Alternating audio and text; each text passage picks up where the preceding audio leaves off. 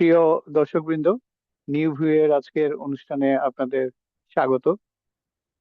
আমরা আজকে ইরান যুক্তরাষ্ট্র যুদ্ধ এটা নিয়ে আবারও কিছু কথা বলবো, কারণ অনেক গুরুত্বপূর্ণ ঘটনা এর মধ্যে ঘটে গেছে ইরানের সাথে যুক্তরাষ্ট্রের সম্পর্কের। প্রথমে যেটা ঘটেছে যে ইরান 14 পয়েন্ট একটা দাবি দিয়েছে, শান্তি চুক্তি অথবা শান্তি চুক্তি বা যুদ্ধ থামানো, চিরতরে যুদ্ধ থামানোর জন্য ইরানের দাবি।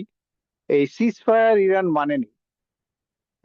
সিজ ফায়ারের যেটা যেটা ট্রাম্প করেছে সিজ ফায়ার, সেটা ইরান অ্যাকচুয়ালি মানেনি। ট্রাম্প একতরফা ভাবেই সিজ ফায়ার করেছে, অ্যাটলিস্ট গোলাগুলি বন্ধ করেছে এটা। কিন্তু যে ব্লকেটটা দিয়ে রেখেছে ট্রাম্প, মানে ওখান থেকে হরমুজ প্রণালী থেকে কোনো যুদ্ধ, কোনো জাহাজ, ট্যাঙ্কার বা জাহাজ ইরানের যেতে পারবে না বা আসতেও পারবে না, এরকম একটা পরিস্থিতি।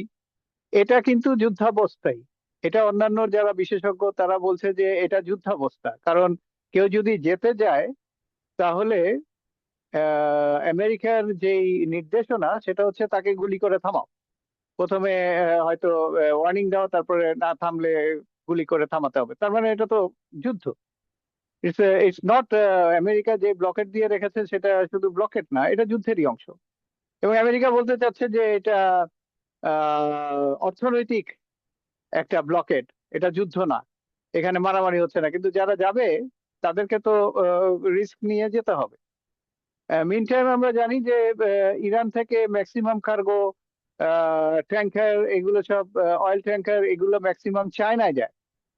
এবং চায়নায় কিন্তু এদিক দিয়ে চলেই যাচ্ছে। এবং চায়না অলরেডি বলেছে আমেরিকাকে, যে একটা সাবধান বাণী দিয়েছে যে তোমরা হুঁশিয়ার করে দিয়েছে আমাদের ইয়েতে কোনো আঘাত করো, মানে হরমুজে কোনো আঘাত করতে পারবে না। তো আমেরিকার না ধরি মাছ নাছুই পানি অবস্থায় আছে। যেমন আমেরিকান গভর্নমেন্ট বা ডোনাল্ড ট্রাম্প বলল যে আমরা এসকর্ট করে নিয়ে যাব, আমাদের যুদ্ধ জাহাজ হরমুজ প্রণালী ঢুকবে। তারপরে এই যে কুয়েত, আরব আমিরাত, এইসব থেকে যে সমস্ত জাহাজ ট্যাঙ্কার যাবে সেগুলো আমরা, আমেরিকান ফ্ল্যাগ জাহাজ যাবে সেগুলো আমরা এসকর্ট করে নিয়ে যাব, এসকর্ট করে আমাদের যুদ্ধ জাহাজ নিয়ে যাবে। এইটুকু কথা বললো। তারপরে দেখা গেল যে না, এসকর্ট ওদের যে সেন্ট কমান্ড বললো যে না, এসকর্ট করে নিয়ে যাবে না, আমরা এদেরকে গাইডলাইন দিব যে কোন দিক দিয়ে কোন দিক দিয়ে যেতে হবে, কিভাবে কিভাবে যেতে হবে। মানে এই ইরানের উল্টা দিকের যেই তীর, পশ্চিম তীর, সেই পশ্চিম তীর ঘেঁষে ঘেঁষে ওমানের পাশ দিয়ে বেরিয়ে যাবে। এবং সবচেয়ে বড় সিরিয়াস ব্যাপার হচ্ছে ওই জায়গাতেই মাইন পোতা আছে ইরানের, এবং অনেক ড্রোন ওই সমস্ত জায়গায় অপেক্ষা করছে, ওত পেতে আছে। তো এই এই কারণে আলটিমেটলি যেটা হয়েছে যে কোনো ইন্স্যুরেন্স কোম্পানি জাহাজকে ইন্স্যুরেন্স দিচ্ছে না, কারণ এই রিস্ক নিতে চাচ্ছে না। এবং ইরানের থেকে আর দিনের বেলা তো কেউ যেতেই পারবে না, কারণ সাদা চোখে দেখা যাবে যে জাহাজগুলো কোথা দিয়ে যাচ্ছে না যাচ্ছে। তো আর ইরানের তো মিসাইল বা ড্রোন এগুলোর অভাব নাই, তারা এগুলো মারবে এতে। এবং ট্যাঙ্কার এমন একটা জিনিস, ট্যাঙ্কার বা কাতারের যে এলএনজি, এগুলো এমন একটা জিনিস, একটু কিছু লাগলেই এটা অ্যাটমিক একটা বিস্ফোরণের মতো বিস্ফোরিত হবে। সব তো তেল, দাহ্য পদার্থ, মানে ছাই হয়ে যাবে পুড়ে টুড়ে। তো এই কারণে এগুলো খুব রিস্কি, এবং এক একটা মানে মিলিয়ন মিলিয়ন ডলারের চালান যায় এর মাধ্যমে। এবং জাহাজগুলো রেডি ছিল, সমস্ত দেশই রেডি ছিল যে ইরান যখন বলেছে যে পার ব্যারেল $1 নিবে, তখন ওরা রেডি ছিল যে হ্যাঁ, $1 তো এটা খুব একটা মানে খুব একটা বড় হিসাব না, বা খুব একটা দাম না। উইচ মিনস যে পার গ্যালনে আপনার 1 সেন্ট পড়বে, 1, 2 বা 3, 4, 5 সেন্ট ম্যাক্সিমাম, এটুকু বাড়বে। তো এটা সবার কাছেই গ্রহণযোগ্য। কিন্তু আমেরিকা যে ব্লকেট দিয়ে রেখেছে সেটার কারণে অনেক জাহাজই এখন যেতে পারছে না, বা ইরানকে টোল দিয়েও যেতে পারবে না। এবং ইরানও পুরো আমেরিকার ব্লকেডের আগে কিন্তু ইরান হরমুজ প্রণালী খুলে দিয়েছিল। কিন্তু আবার আমেরিকা যখন ব্লকেট দিল তখন আবার বন্ধ করে দিল। তো আমেরিকান ব্লকেট কিন্তু যুদ্ধের আওতায় পড়ে। মিনওয়াইল যেটা ঘটেছে, আমেরিকা এই যে এসকর্ট করবে ইরানের যে সমস্ত কার্গো জাহাজ বা পেট্রোলিয়াম জাহাজ, ট্যাঙ্কার, এগুলো তারা যখন এসকর্ট করবে বলেছে, কিন্তু তাদের সেন্ট কমান্ড বললো যে না, আমরা এসকর্ট করবো না, আমরা শুধু গাইড করব। এখন গাইড কিভাবে করবে? ওরা ম্যাপ দিয়ে দিচ্ছে, ওরা চার্ট দিয়ে দিচ্ছে, এখান থেকে এখানে এইভাবে যাওয়ার নাবিকদের, কিন্তু তারা খুব একটা ইন্টারেস্টেড হচ্ছে না। বাট এই আমেরিকাকে সাপোর্ট করার জন্য সাউথ কোরিয়া, আপনারা জানেন যে সাউথ কোরিয়ার আর্মি আমেরিকান আর্মির আন্ডারে, আমেরিকা কমান্ড করে সাউথ কোরিয়াকে। সাউথ কোরিয়া, জাপান, ফিলিপাইনে তো আবার বেজও করেছে আমেরিকা। জাপানে তো পুরো এশিয়া প্যাসিফিকের বেজ আছে আমেরিকান। তো এই দেশগুলো কিন্তু আমেরিকার ভেসেল স্টেট। চায়নার এগেনস্টে যুদ্ধের জন্য এদেরকে প্রক্সি হিসাবে রাখা হচ্ছে। আপনি আমি বাংলাদেশের দর্শকদেরকে বলবো যে আমরা অনেক স্বাধীন আছি। এই জাপান, কোরিয়া, ফিলিপাইন এরা অনেক উন্নত হলেও এরা কিন্তু স্বাধীন না। তাদের সমস্ত কি বলে নেতারা নির্বাচিত হয় আমেরিকার আঙ্গুলের নির্দেশে। তাদের আর্মি কমান্ডাররা আমেরিকান আর্মি কমান্ডের আন্ডারে থাকে। তো এই এই সমস্ত উন্নত দেশগুলো, এত ধনী দেশ, তাদের যদি এই অবস্থা হয়, এমনকি ইউরোপেও জার্মানি থেকে মাত্র 5,000 সোলজার সরিয়ে নিয়েছে আমেরিকা, একটা থ্রেট করেছে জার্মানকে। জার্মান ন্যাটো, জার্মান ন্যাটো থেকে কিন্তু আফ্রিকান কান্ট্রি গুলোকেও আমেরিকা ইয়ে করে, কন্ট্রোল করে তাদের কমান্ডের মাধ্যমে। তো দেখা যাচ্ছে যে সারা পৃথিবী আমেরিকার আন্ডারে পদদলিত, অথবা তাদের ভেসেল স্টেট। কেউ স্বাধীন না। নো ওয়ান ইজ ইন্ডিপেন্ডেন্ট নাও। ইন্ডিয়ার কথা তো জানেনই কি অবস্থা। আমরা দেখছি যে পাকিস্তান বরঞ্চ ইন্ডিপেন্ডেন্ট। বাংলাদেশ তো একটা ছোটখাটো দেশ, সে কারণে বাংলাদেশের উপরে এখনো আহ, চোখ পড়েনি, হয়তো পড়বে ভবিষ্যতে। কিন্তু বাংলাদেশেও আমি বলতে পারি যে ইন্ডিপেন্ডেন্ট। এখন অনেকে যারা বলে যে আমেরিকার সাথে কি চুক্তি করলো, কি করলো না করলো, দূর, এটা কি মানে এক একজনের কথাবার্তা। আরে তোমরা আমেরিকার শক্তি দেখছো না? তোমাদের তো মানে তোমাদের তো ওই কুয়ার ব্যাঙের মতো। একটু উঠে তাকাও, দেখো সারা পৃথিবীর কি অবস্থা। রাশিয়ার মতো দেশ আমেরিকার ভয়ে থাকে, চায়নাও কিছু কথা বলতে পারে না। সেখানে ইরান যখন প্রোটেস্ট করলো, ইরান যখন যুদ্ধ করলো, এবং ইরান যখন শিরদাঁড়া উঁচু করে দাঁড়ালো, তখন পুটিন সে বলল যে শুধু আমরা না, সারা পৃথিবী তোমাদের জন্য গর্ব করছে। Do you understand what is happening? America এত ছোটখাটো দেশ না, আমেরিকা এত ছোটখাটো পাওয়ার না, এবং আমেরিকার অ্যাটিটিউড হচ্ছে যে they will rule the world. হ্যাঁ, আমেরিকা ওয়ার্ল্ড রুল করছে তাদের কিছু ইনস্টিটিউশন ডেভেলপমেন্টের মাধ্যমে, এবং আমেরিকার কিছু কম্প্রেশন বা তাদের কিছু মানে, যেমন এই যে আমাদের হামের প্রবলেম ছিল, আমেরিকা এসে তার টিকা নিয়ে হাজির হয়েছে, অন্য কোনো দেশ কিন্তু এসে হাজির হয়নি। এরকম অনেক কিছু আমেরিকা বিভিন্ন দেশকে করে দেয়, ইনস্টিটিউশন ডেভেলপ করেছে, যার ফলে মানুষ তার বা সারা পৃথিবীর দেশগুলো তার সাথে, যেমন ডলারের যে একটা বেসিক স্টেবল ভ্যালু ছিল, সেটার কারণে সবাই আমেরিকাকে মূল্যায়ন করতো এবং পজিটিভলি মূল্যায়ন করতো। কিন্তু এখন যে ডোনাল্ড ট্রাম্পের সময় যে ঘটনাগুলো ঘটছে, এবং ইসরায়েলের সাথে যোগ যোগ যোগ যোগ যোগ দিয়ে যেভাবে যুদ্ধ করছে, এবং মিডল ইস্টটাকে যেভাবে ছাড়খাড় করছে, যেমন মিডল ইস্টের টাকা পয়সার তো অভাব নাই। মিডল ইস্টের সবাই কেন আমেরিকার বেস বসিয়ে দিয়েছে ওখানে? কিসের সিকিউরিটি? তারা ভাবছে যে ইরান তাদেরকে ধ্বংস করবে। ইরান তো কোনোদিন, এই এত বছরে তো ইরান কোনো দেশে ধ্বংস করেনি, কোনো দেশে তারা আগ্রাসন করেনি, করেছে আমেরিকা। তো এগুলো হচ্ছে হোয়াটসঅ্যাপ অফ থিং। এগুলো হচ্ছে ওই যে যেটা রাশিয়ার যিনি পররাষ্ট্র মন্ত্রী, উনি বলেছিলেন মিডল ইস্টদেরকে যে তোমরা তো আল্লাহ থেকে আমেরিকাকে বেশি ভয় পাও। তো এই হচ্ছে আমাদের আহ, দাসত্ব মেন্টালিটি, যেখানে অ্যাটলিস্ট বাংলাদেশ এই পর্যায়ে পড়ে না বলে আমার মনে হয়। যেটা এর আগে শেখ হাসিনা গভর্নমেন্ট সেই দাসত্বের ভেতরে ছিল, ভারতীয় দাসত্ব, এবং এখন আবার একটা ভারতীয় একটা আগ্রাসনের একটা ব্যাপার দেখতে পাচ্ছি, কলকাতা ওয়েস্ট বেঙ্গলে তো তারা জিতে গেল, বিজেপি তাদের দল। এখন সমস্ত যাকে বলা হয় যে ফুল ম্যাপ স্যাফরন হয়ে গেছে, স্যাফরন কালার হয়ে গেছে, মানে সব বিজেপি রঙে রঞ্জিত হয়ে গেছে। এবং বাংলাদেশ মাঝখানে পড়ে আছে। বাংলাদেশে হয়তো কোনোদিন বিজেপির আন্ডারে চলে যেতে পারে, হুনোস, যদি এরকম হতে থাকে। এবং আমাদের তো চলে যাওয়ার সম্ভাবনা আছেই। পশ্চিমবঙ্গ চলে গেছে, যেখানে নাকি পশ্চিমবঙ্গ বেরিয়ে আসার কথা, সেখানে পশ্চিমবঙ্গ চলে গেছে। যেখানে আমাদের স্বনামধন্য প্রধান কি বলে শেখ হাসিনা রয়েছেন ভারতের ভিতরে বসে, এবং এখানে আওয়ামী লীগের যারা আছে তারা তো ভারতকে দিয়ে দিতে পারলেই বেঁচে যায়। এবং তাদের অনেক নেতা ভারতে যে বসে আছে। সো ইউ নো দ্যাট আমাদের বাংলাদেশের পরিস্থিতিও খুব একটা ভালো হবে না। ইন দ্য মিন টাইম, আমি যেটা বলতে যাচ্ছিলাম যে ইরান যুদ্ধে যেটা ঘটেছে, যে ইউনাইটেড আরব এমিরেটস তাদের যুদ্ধ জাহাজ না, তাদের ট্যাঙ্কার ইয়েতে পাঠিয়েছে, হরমুজ প্রণালী দিয়ে। আমেরিকার গাইডলাইনে সে বেরিয়ে যাবে হরমুজ প্রণালী দিয়ে, ইরানের চোখ ফাঁকি দিয়ে। কিন্তু সেটা আর হলো না, ইরান সেই জাহাজ ধ্বংস করেছে।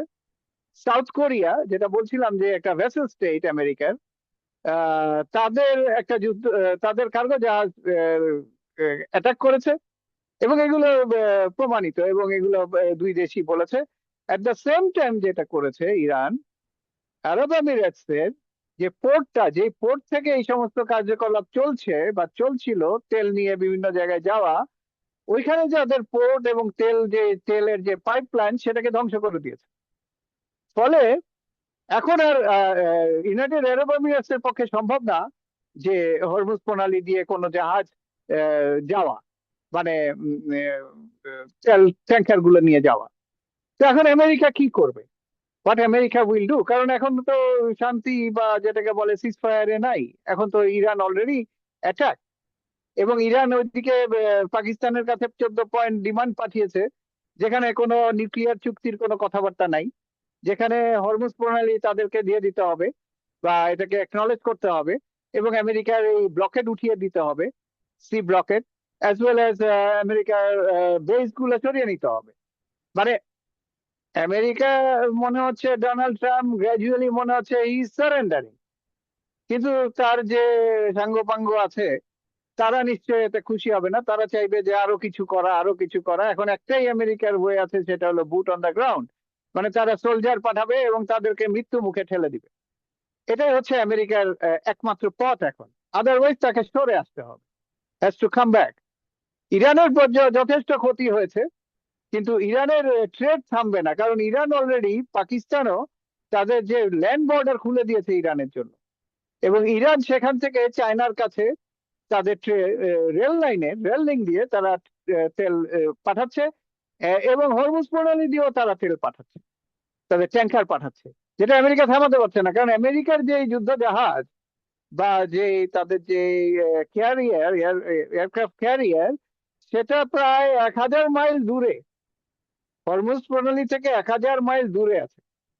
এবং গতকালকে দেখলাম সেন্টকম বলেছে আমেরিকান যে তারা হরমুজ প্রণালীতে তাদের 2টা যুদ্ধ জাহাজ গেছে।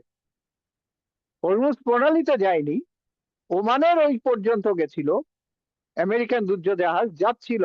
ইরান সেটাকে থ্রেট করেছে, তারা শোনেনি।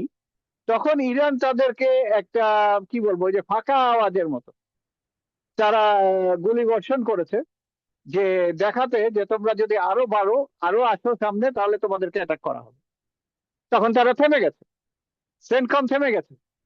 এখন আজকাল দেখা যাচ্ছে যে সেন্টকমও, অন্যান্যরা বলছে, বিভিন্ন মিডিয়ার লোকজন, যে সেন্টকমও মিথ্যা কথা বলছে, তারাও সত্যি কথা বলছে না। আর্মি যদি মিথ্যা কথা বলে তাহলে তো বিপদ, সেটা সবার জন্য বিপদ, আমেরিকার জন্য বিপদ। কিন্তু এরকম একটা সিচুয়েশন, মানে সত্যি কথাটা বলতে দিচ্ছে না, অথচ ক্ষতি হয়েই চলেছে, ক্ষতি হয়ে চলেছে, আমেরিকার ক্ষতি হয়ে চলেছে, ইরানের ক্ষতি হয়ে চলেছে।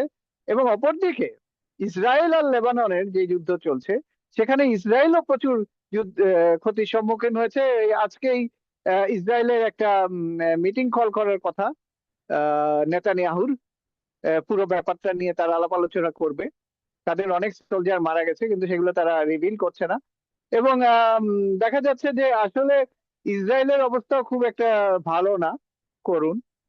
আমেরিকার ডোনাল্ড ট্রাম্পের অবস্থা ভালো না, কারণ আমেরিকায় $2 সামথিং সেন্ট থেকে শুরু করে তেলের দাম বাড়তে বাড়তে 446-এ চলে গেছে, এবং আর কিছুদিন পরে তো আরো আরো বেড়ে যাবে। এবং যেটা হচ্ছে যে ধরেন একটা আমেরিকান একটা গাড়ি 20 20 $20 ফুল ট্যাঙ্ক লোড হয়ে যেত, সেখানে এখন সেটা লাগছে $50, বা যেটা $50 লোড হতো সেটা এখন লাগছে $100, ডাবল। তো জনগণ তো অবশ্যই এটা সাফার করছে। এবং তেলের দাম, আপনারা জানেন যে তেলের দাম হচ্ছে ইকোনমিক ইন্ডিকেটর। তেলের দাম বাড়লে সবকিছুর দামই বেড়ে যায়, এবং ইনফ্লেশন হবে আমেরিকান ইকোনমিতে, এবং হচ্ছে, শুরু হয়েছে। সবাই ব্যতিব্যস্ত এবং তটস্থ হয়ে আছে। ট্রাম্প তার মিড টার্ম ইলেকশনের জন্য অনেক কারসাজি করছে বিভিন্ন জায়গায়। যেমন কিছু কিছু জায়গায় আমেরিকার কিছু সিস্টেম ছিল যে যারা কালো, বা যাদের ভোটার ভোটের বা যাদের রিপ্রেজেন্টেটিভ, কংগ্রেস রিপ্রেজেন্টেটিভ কম ছিল, তাদের জন্য কিছু সুবিধা ছিল, যে এই সমস্ত জায়গায় যেখানে কালো দূষিত, সেই সমস্ত জায়গায় তাদের রিপ্রেজেন্টেটিভরা পাস করতে পারবে। এরকম ভাবে কিছু সিস্টেম করা ছিল, সেটা ওই সুপ্রিম কোর্ট আমেরিকার সেটা বন্ধ করে দিয়েছে। যার ফলে দাঁড়িয়েছে যে সুপ্রিম কোর্টের কারণে তারা বলেছে যে না না, এরকম ডিসক্রিপেন্সি হতে পারবে না, কালো সাদা এগুলো হতে পারবে না, সবাই সমান। অথচ কালোরা তো পিছিয়ে আছে, যে কারণে এই কাজটা করা হয়েছিল। বা যারা এখানে যারা মাইনরিটি, তাদের জন্য কিছু করা হয়েছিল, কিন্তু সেটা এখন ট্রাম্প উঠিয়ে দিয়েছে। যার ফলে ট্রাম্প চেষ্টা করছে যে অ্যাটলিস্ট 19টা 20টা স্টেট আছে, রেড স্টেট, এগুলোর গভর্নরকে বলছে যে তোমরা ইলেকশন বন্ধ করো, তোমরা আগে এই জিনিসটা ঠিক করো, আগে তোমরা এই যেটাকে বলে জেরিমান্ডারিং, বা আপনার এরিয়া ঠিক করা, কনস্টিটিউশন এরিয়া ঠিক করা, যেখানে ইলেকশন গুলা হয়, সেটাকে বদলানো, সেটা বর্ডার চেঞ্জ করা, যাতে অন্য অন্য লোকও এখানে চলে আসে এবং তারা একটা ব্যালেন্স করে, যাতে তারা ইলেকশনে জিতে যেতে পারে রিপাবলিকানরা। তো এরকম একটা সিচুয়েশনে চলছে আমেরিকার পরিস্থিতি। তবে ডোনাল্ড ট্রাম্পের যে অ্যাপ্রুভাল রেট ছিল সেটা প্রতিনিয়তই নামছে, এবং যুদ্ধের কারণে যে গ্যাসের দাম বাড়া, সেটা যৌক্তিকতা, সেটাও কেউ সাপোর্ট করছে না, কেউই সাপোর্ট করছে না। এবং ট্রাম্পের যে বেইজ, সেই বেইজের লোকগুলো তো মনে করেন যে খুব একটা শিক্ষিত না, এবং তারা খুবই লেবার শ্রেণীর, এবং তাদের সবচেয়ে বেশি প্রকট অবস্থা তৈরি হচ্ছে, যেটার কারণে সবাই মনে করছে যে মিড টার্মে হয়তো কংগ্রেসে ডমিনেশন পাবে ডেমোক্রেটরা, যদি তারা এই মোমেন্টাম ধরে রাখতে পারে, যদি তারা অ্যাগ্রেসিভলি কাজ করতে পারে। আজকে দেখলাম ক্যালিফোর্নিয়ার যে গভর্নর নিউসাম, উনি বলছে আমাদের অ্যাগ্রেসিভলি কাজ করতে হবে, মানে আরো আরো প্রচুর কাজ করতে হবে to get in the Congress with domination বা মেজরিটি। এখন কংগ্রেসের মেজরিটির সাথে সাথে সিনেটেরও ব্যাপার আছে, সিনেটের মেজরিটি নিয়েও চিন্তা ভাবনা চলছে, কিভাবে কি করা যায়, এটা নিয়ে বিভিন্ন ঘটনা ঘটছে, এগুলো অন্য ইস্যু।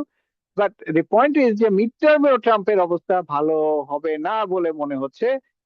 এখন ট্রাম্প মিড টার্ম করতে দেবে কিনা সেটা আরেক ইস্যু। সে অলরেডি জিওপি বা তাদের কংগ্রেস লিডারদের বলছে যে তোমরা মিড টার্ম বন্ধ করো। অলরেডি লুইসিয়ানাতে, যেটার কারণে কি বলে, কোর্টে রায় দিয়েছে যে ব্ল্যাক মেজরিটি স্টেট করা যাবে, মানে ইলেকশন এরিয়া করা যাবে না, সেখানে লুইসিয়ানের যে গভর্নর, সে একটা প্রাইমারি প্রাইমারি ইলেকশনের, যে আপনারা জানেন যে আমেরিকার মেইন ইলেকশনের আগে একটা প্রাইমারি ইলেকশন হয়। প্রাইমারি ইলেকশন মানে হচ্ছে প্রাথমিক ইলেকশন, মানে হচ্ছে এটা বিভিন্ন দলের, ধরেন রিপাবলিকান এবং ডেমোক্র্যাট প্রত্যেকটা দলেরই একটা নিজস্ব ইলেকশন হয়, যে কে লিড করবে, কে আসলে কংগ্রেসে যাওয়ার জন্য ফাইট করবে। দুইটা দলেরই তাই হয়, এটা প্রতিটা স্টেটই হয়। এটাই হচ্ছে আমেরিকান ডেমোক্রেসির মাহাত্ম্য, বা ডেমোক্রেসির আসল মূল মন্ত্র, এই প্রাইমারি গুলো।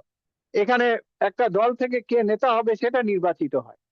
তো যাই হোক, তো ওইটাকে থামিয়ে দিতে বলেছে লুইসিয়ানের গভর্নর, সেটা থামিয়ে দিয়েছে, এবং প্রাইমারিও বন্ধ হয়ে গেছে। এখন now they will change the electoral যে পজিশন, সেগুলো তারা চেঞ্জ করবে, তারপরে ঠিক করবে। লুইসিয়ানে দুইটা দুইটা সিট আছে, এবং এগুলো কালোদের পক্ষে চলে যেত, সেটাকে চেঞ্জ করে দেওয়া হচ্ছে।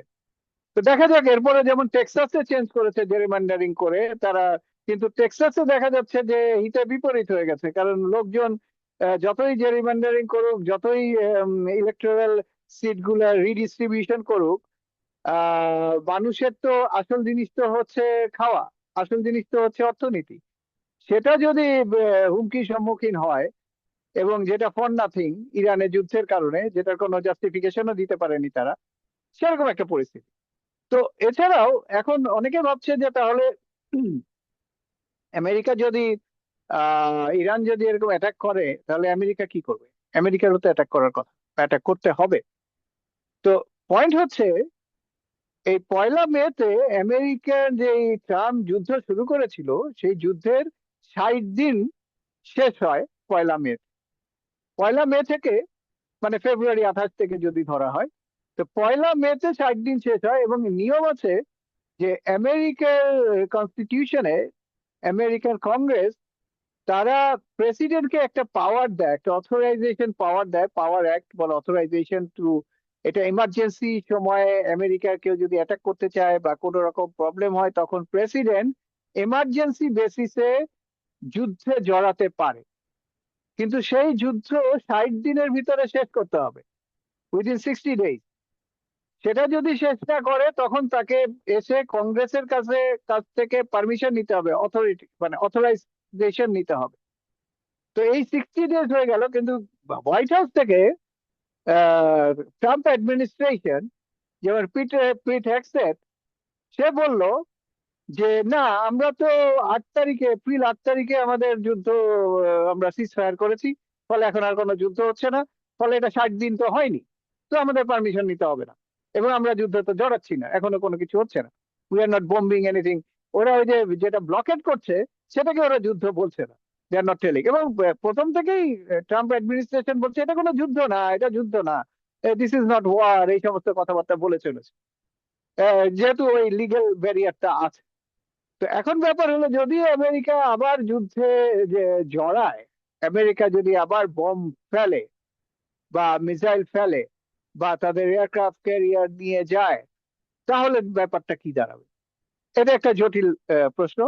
ব্যাপারটা দাঁড়াবে যে তারা যুদ্ধে জড়িয়ে, আবার তারা যে এতক্ষণ বলছিল না আমরা সিজফায়ারে আছি, আমরা এই 60 দিনের বাধ্যবাধকতা আমাদের উপর পড়ছে না, আমরা কংগ্রেসে যে আমাদের পারমিশন নেওয়ার দরকার নাই, আমরা তো যুদ্ধ করছি না, আমরা কাউকে মারছি না, তো এটা তো যুদ্ধ না, সো এটা 60 দিনের ভিতরেই আমরা থামিয়ে দিয়েছি, সো ইট ইজ নট। আবার যদি হয়, তখন কিন্তু আবার সেই 60 দিনের কাউন্ট শুরু হয়ে যাবে, যে তুমি এই 8 তারিখ পর্যন্ত, 8 থেকে মানে আরো 1 সপ্তাহ 2 সপ্তাহ হয়তো তারা চালানোর চেষ্টা করতে পারে, কিন্তু সেটা একটা জটিলতা তৈরি হবে, সেটা একটা বিরাট জটিলতা তৈরি হবে, যে তুমি সিজ ফায়ার করলা কি না করলা, 60 ডেজ হয়ে গেছে, now you have to surrender or you have to come to the Congress.